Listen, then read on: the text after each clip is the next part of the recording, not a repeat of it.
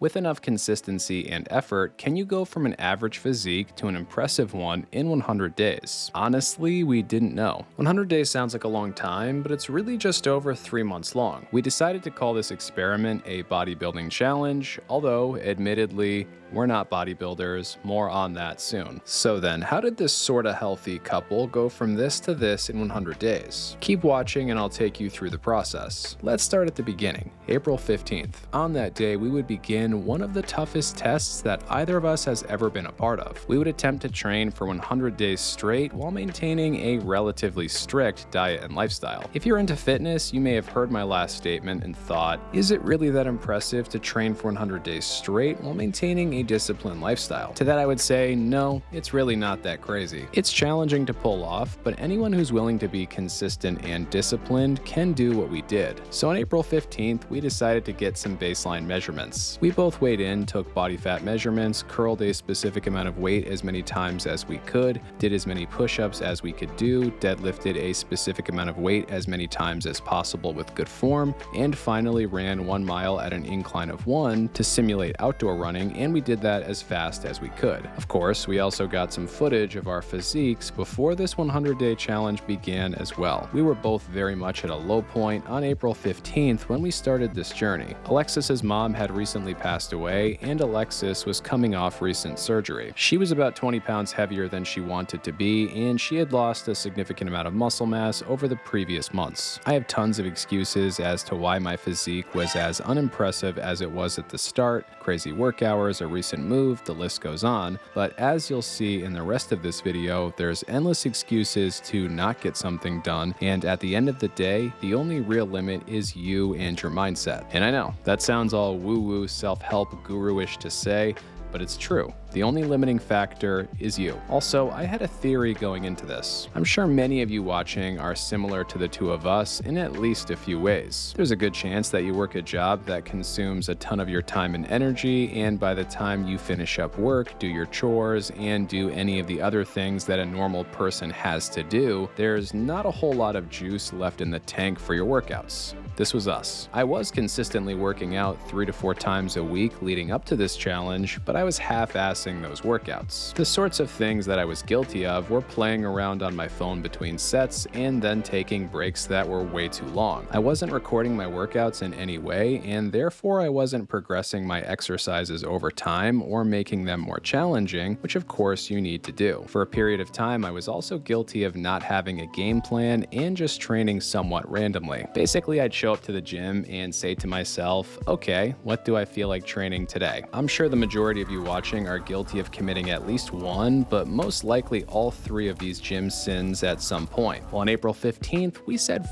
all that. If we were going to make significant changes in 100 days time, no more texting or scrolling between sets. No more random workouts, no more half-assing exercises. We needed a plan, and we had to execute that plan with precision, but more importantly, consistency. Luckily, leading up to this challenge, we had created a pretty solid program. You see, Alexis and I actually run a personal training studio together. Almost every single day, we're helping average, everyday people lose weight, get stronger, and become better versions of themselves. And I'm actually going to give both of us some credit here. We're good at what we do. The plan that Alexis and I did included 6 lifting days each week. We follow the push-pull leg split, and we did that twice weekly. Now, is that a little bit excessive?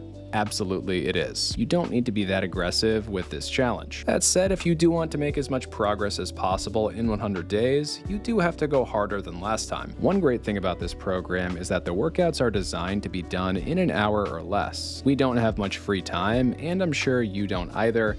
We needed things to be quick and efficient. If you want to do this challenge yourself, we created a 3-tier system. Tier 1 is for newer lifters, Tier 2 is for intermediate lifters, and Tier 3 is for more advanced lifters. We don't look like it here, but we're actually fairly advanced lifters. Regardless of how experienced you are, one of these should work for you, and all 3 of these plans are 100% free. You can download all 3 versions of this down below in the video description. All I ask in exchange for any of these plans is that you like the video and subscribe to the channel if you haven't done so already. That support really helps this channel to grow, and it allows me to keep making free content for all of you. Thanks for that, guys. I really do appreciate it. Now, where were we? Oh yeah, we were just starting to break down what we did over the 100 days. Back to that. In addition to lifting 6 days a week, we also tried to get at least 10,000 steps every day. These steps could come in the form of walking, running, whatever. In most cases, it's not really going to matter too much. We did do some extra cardio in addition to those steps, but it was never excessive. Anyways, the first 5 weeks of this challenge actually weren't too bad at all. We were fired up about everything for the first time in a while. Having a goal and deadline is huge. We both kept our protein intake quite high for this entire challenge. By that I mean we aimed for close to 1 gram of protein per pound of body weight. We also both hydrated very well throughout this entire process and took recovery as seriously as we could. Alexis went into a caloric deficit right away starting on day 1. She was consuming about 1,700 calories at this point, putting her in a 300 to 400 daily calorie deficit. This would get her just under a pound of weight loss each week. I, on the other hand, decided to take a slightly different approach initially. I decided that I was going to eat the same amount of food that I was eating before this challenge started, but like I said, I would focus on increasing my protein intake, therefore slightly decreasing my carb and fat intake. Of course, I would also focus on becoming incredibly consistent with my resistance training and cardio. I was planning on cutting calories around day 40 to 50, which I did end up doing. Now, I'm not going to lie to any of you, once we got past that first month, things really did start to get much harder. The main reasons for this were: 1, we got even busier at work. 2, our sleep and stress were negatively impacted. 3, we started to get somewhat bored with exercising. 4, we started to get somewhat bored with our food. And 5, we were hungry, more so Alexis at this point. What's the best way to overcome all of that stuff? Well, in terms of a busy schedule getting even busier, there's only so much that you can do. We ended up scheduling our own workouts into our work schedules and just treated them as seriously as we would any other meeting. This got even tougher in the last part of this challenge, but we'll get to that soon. In terms of how we dealt with our stress and sleep issues, I wish I had some great solution to that part, but I really don't. Running a small business often results in lots of stress and weird working hours, which very often in our case does lead to worse sleep. We probably both only averaged 5 to 6 hours of sleep a night, even though we aimed for 7 to 8, which is ideal. Despite this, we still did well, and you can too, even if your schedule isn't perfect. As far as boredom in your workouts and nutrition goes, some of that is unavoidable. That said, our program changes up key exercises on a semi-regular basis, and that helped us a lot. In weeks 6 to 10, we both cut 500 to 600 calories a day. This would result in approximately 1 pound of weight loss each week. On a related note, normally we abide by the 80% rule. By that I mean 80% of the time we're trying to eat healthy options. When adhering to that 80% rule, in that last 20% of the time, we're still fairly disciplined. We're never going completely off the rails, but if we see something tasty, once in a while we'll eat it even if it's unhealthy. All of that same logic would apply to portion sizes as well. To get the best possible results in 100 days time though, our 80% rule wouldn't cut it. For the first 1 to 5 weeks, we went by the 90% rule, meaning that 90% of the time we were very disciplined with all food options. And then in weeks 6 through 10, that number got up to 95%. Then for weeks 11 to 15, oh boy, let's talk about weeks 11 to 15. For those, we dialed things up to 100%. By the way, weeks 11 to 15 would be the last ones in 100 days. And I have to be honest, weeks 11 to 15 were some of the hardest that either of us ever had to endure. When you're doing a challenge like this, regular life doesn't ever stop. In fact, for whatever reason, it's at points like these where things seem to intensify even more. There was slack at work that needed to be picked up, family and friends that deserved more of our attention, and more than anything else, our own well-being got thrown to the wayside at this point. We had to make sacrifices everywhere to see this through, and we did. With the end in sight, we knew we had to finish strong. Luckily, we were both looking much better than we were at the start, and that was encouraging. For the last weeks, 11 to 15, we were both cutting 500 to 600 calories a day, just like we were in the previous 5 weeks. Only now it felt much tougher because each day that you're in a significant calorie deficit,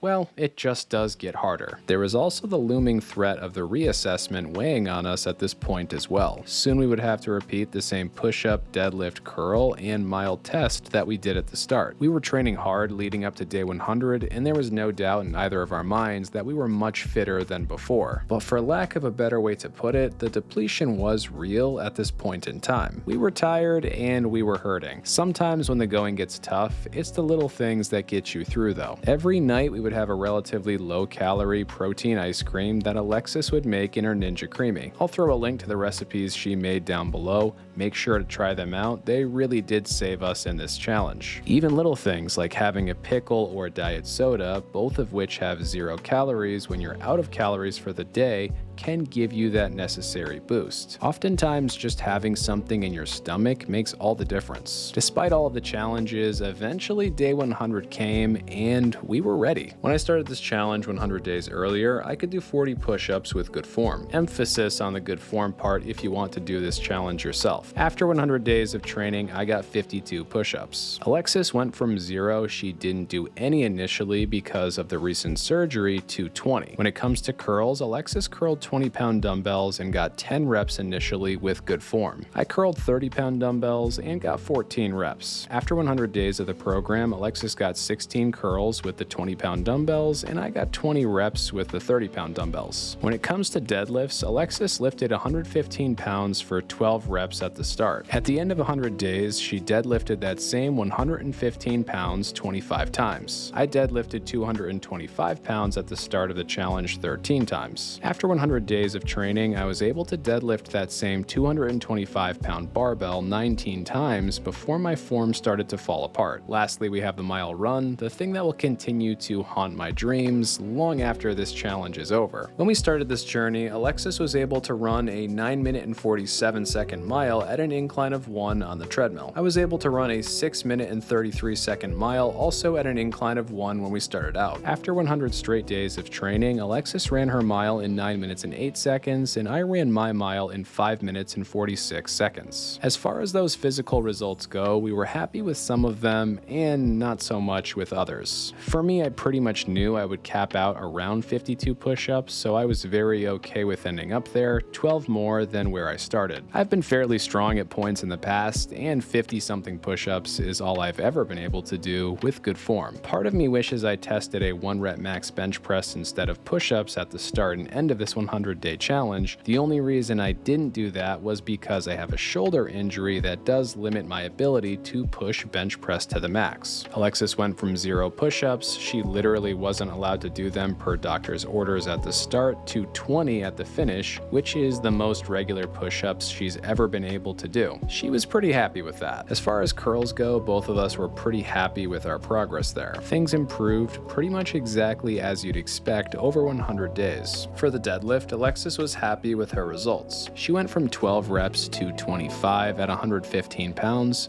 which I probably don't have to do the math for you, that's more than twice as many. I went from 13 to 19 reps at 225 pounds, which honestly I wasn't all that satisfied with. I think anywhere from around day 50 to 80, I would have easily cleared 20 reps. I honestly just felt depleted by day 100. I also pulled a hamstring pretty early into this challenge and couldn't train deadlifts as much as I wanted to. Like I said before though, don't let the small things derail you if you attempt a challenge like this. I modified the plan a bit, but stuck to it. As far as the mile run goes, neither of us were totally thrilled with our times. Alexis didn't like her before or after time, and I thought I was going to get closer to a 5-minute mile. Admittedly, going from a 6-minute and 33-second mile to a 5-minute and 46-second mile in 100 days is a pretty solid improvement. As far as body fat goes, Alexis went from an estimated 27.5% to 20.75%, and I went from 19.2% to 14.7%. Keep in mind these numbers were calculated using calipers, and I won't lie, they're not 100% accurate. They're usually going to be a bit better than one of those bioelectrical impedance scales, but if you want to do this challenge on your own, I'd recommend using one of those body fat tracking scales. They're good enough. In terms of circumference measurements, these were our measurements in inches at the start and these were our measurements after 100 days. For the most part, everything here moved in the direction we expected and wanted. In terms of weight, Alexis weighed 175.8 pounds and got down to 156.2 pounds. On day 1, I weighed 184.8 pounds, and on day 100, I weighed 177.6 pounds. Overall, we were happy with the body fat, circumference measurement, and weight results. Obviously, if we had a longer period of time, or if we were taking some juicy supplements like many fitness influencers, we could have made more progress. Speaking of supplements, the only two things we supplemented our diets with were creatine monohydrate and whey protein. I took creatine daily for all 100 days, Alexis took it for about half of the days when she remembered, and we both used a number of different protein supplements to hit our goals when it made sense. For those interested, I'll leave links to the specific creatine and protein supplements that we used down in the video description. All these products are very safe, and while they probably did help us a little bit, they didn't have a big impact on our overall results. Things that did have a big impact were: 1. Staying incredibly consistent with our calories. 2. Staying consistent with our lifting. 3. Staying consistent with our cardio. 4. Staying consistent with our protein intake. 5. When something went wrong, we didn't let it stop us, we stayed consistent with the plan. Notice a trend there? Motivation is bull. No one is motivated all of the time. What matters is how consistent you're willing to be. Despite working 50+ hours pretty much every week during this challenge, we stayed consistent, and you can too. If you had told me at 10 years old that 23 years later I would be shirtless and posing and exercising in front of a bunch of people online, I would have never believed you. I was scared to take my shirt off at the local pool, but now I definitely feel more comfortable in my own skin, and you can't really put a price on that. Alexis weighed 230+ pounds at her heaviest. By the time I met her, she had lost a ton of weight and she was fit. Her confidence has never been the best though, and at the start of this challenge, it was at an all-time low. We both had something we had to overcome here. I think honestly we had something to prove to ourselves. At the end of the day, we faced our fears and got the job done. I hope that many of you will try to tackle your own insecurities and improve your own bodies as well. We might not be bodybuilders up on a big stage, but for us, this might be good enough. Except for one thing, that mile time really pissed me off. Come back to this channel in 30 days to see what I did about it, you won't be disappointed. If you stayed this long, I love you, thank you so much for that support, I really do appreciate it. Consider liking the video and subscribing to the channel before you take off, because this is only one chapter in a sorta healthy lifestyle.